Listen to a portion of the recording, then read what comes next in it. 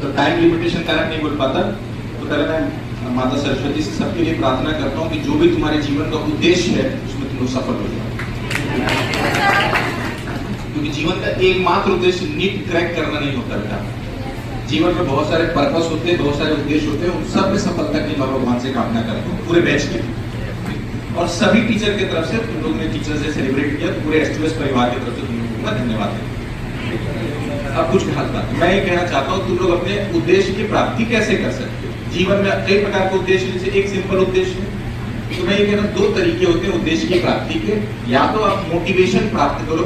अच्छा, मोटिवेशन का मतलब समझते हो, प्रेरणा। इस प्रेरणा में क्लास मान लो भी दे रहा हूँ, प्रेरणा कितना दिन तक दे सकता हूँ। हर दिन प्रेरणा दूंगा तो उसका स्टिमुलस वही लेवल पे काम करेगा। रोज रोज सुनते सुनते स्टिमुलस भी क्या हो जाएगा, कम हो जाएगा। जैसे कोई जोक पे आदमी पहली बार हंसता है, लेकिन बार रिपीटेटिव उस जोक को सुनाते जाओ तो उस पर हंसना क्या कर देगा। तो मोटिवेशन लेना एक शॉर्ट ट्रिक हो सकता है, लेकिन लॉन्ग टर्म में वो फायदा नहीं देता।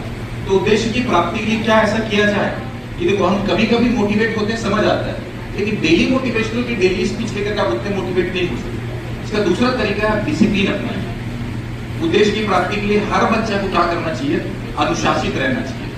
फिर रिपीट कर रहा हूं, मोटिवेशन एक शॉर्ट ट्रिक हो सकता है, लेकिन लॉन्ग टर्म में आपके लिए क्या काम आएगा, डिसिप्लिन, अनुशासन। और आप देखोगे मेरे से अनुशासन तो जरूर सीख सकते हैं। टाइम के लिए इतना पंक्चुअल हूं कि मैं नवोदय में पढ़ा था, सुबह 4 बजे सूखता था और रात 11 बजे तक हम लोग वही टाइम टेबल में काम करते हैं। मैं यहाँ पे भी और जहाँ पे मैं काम भी करता हूँ, टाइमिंग को लेकर बहुत पंक्चुअल, और जिस काम किया था वो काम पूरा करके जाता हूँ।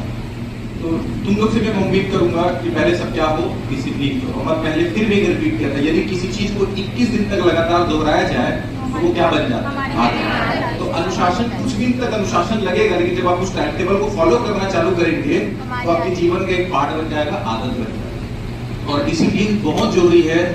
डिसिप्लिन आप मेंटेन करोगे तो कंसिस्टेंसी आती है, निरंतरता आती है। और आप जब किसी चीज में निरंतर हो जाते हो तो आपको सक्सेस होने से कोई नहीं रोक सकता। क्योंकि जैसे तुम लोग आज सोचते हो कि मैं आज पढ़ूंगा, इतना क्वेश्चन सॉल्व करूंगा, 2 दिन किए, तीसरे दिन से निरंतरता गायब हो गई, तो वो चीजें क्या होती है, टूट जाएंगी। कोशिश करना, देखना, जैसे मान लो जब छुट्टी के बाद तुम लोग दोबारा वापस आए, उस लय में आने में क्या लग जाता है, टाइम लग जाता है। बाकी दिन पूरे लय में चलते रहते हो। तो डिसिप्लिन से तुम लोगों में क्या आएगी, कंसिस्टेंसी। और जिस दिन निरंतरता, कंसिस्टेंसी आएगी, तुम्हारी सफलता को कोई तुमसे नहीं छीन सकता। पहला चीज तो अभी क्या समझे हम लोग कि हमको जीवन में मोटिवेट तो होना है, लेकिन उससे ज्यादा जरूरी क्या है, और डिसिप्लिन में क्या मेंटेन करना है, बोला कंसिस्टेंट, तब तुम्हारे पास सक्सेस मिलेगी। ठीक है। यहाँ तक दूसरा इंपॉर्टेंट चीज मैं बताना चाहूंगा, तुम लोग जीवन में क्या चीज पाना चाहते हो और जीवन क्या है।